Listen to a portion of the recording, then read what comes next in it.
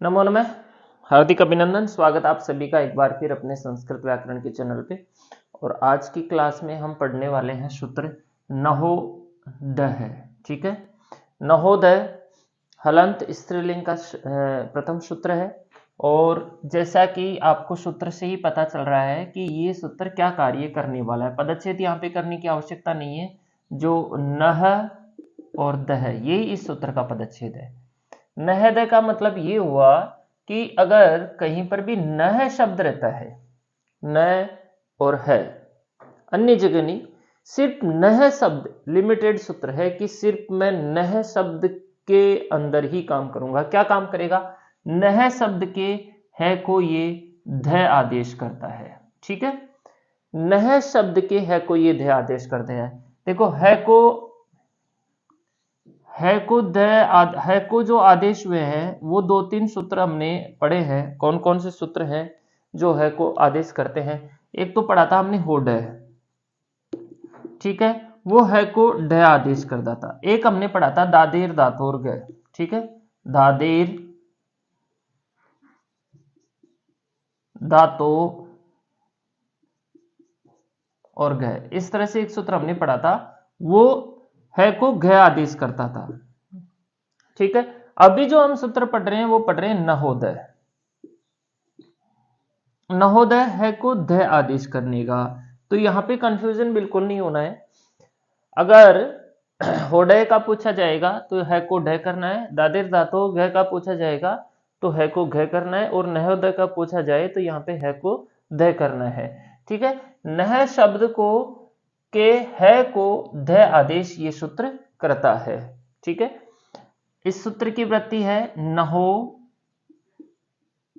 हस्य दह श्यात जली पदांते।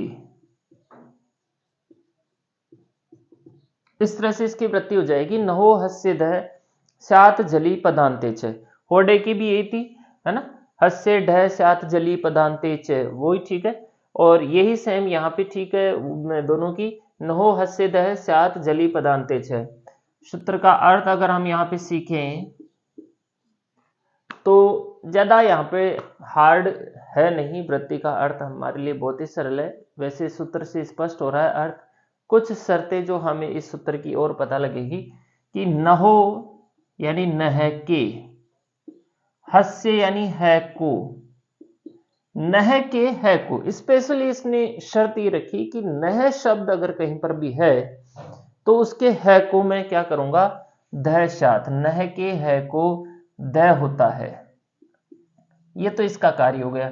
शर्त क्या है? जल प्रत्याहार परे रहते, या तो उसके बाद में जल प्रत्याहार हो, या फिर जल प्रत्याहार या पदांते, पद के अंत में हो, या तो वो शब्द पद के अंत में हो, या फिर उसके बाद कोई जल प्रत्याहार का वर्ण हो, तो वहां पर मैं है को ध आदेश कर देता हूं। अब इस सूत्र की जो सिद्धियां अपन अगर आगे पढ़ेंगे अगली क्लास में, उपानत और उपानद, इस तरह से इसकी सिद्धियां बनेगी।